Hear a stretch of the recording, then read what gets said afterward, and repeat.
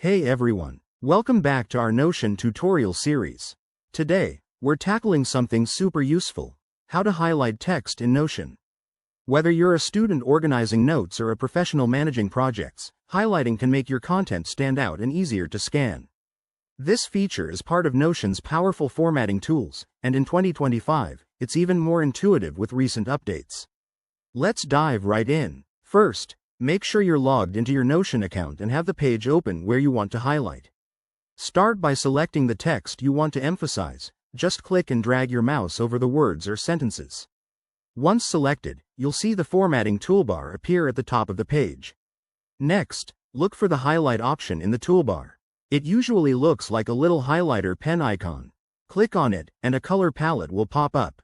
Notion offers a variety of colors, like yellow for key ideas, green for completed tasks, or red for urgent items.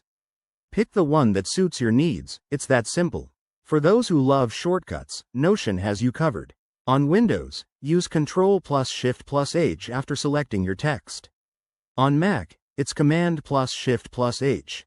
This saves time and keeps your workflow smooth. A quick tip: use highlighting strategically. Overdoing it can make your page look cluttered, so reserve it for important points to keep things clear and professional. Plus, with Notion syncing across devices, your highlights will appear everywhere you're using the app.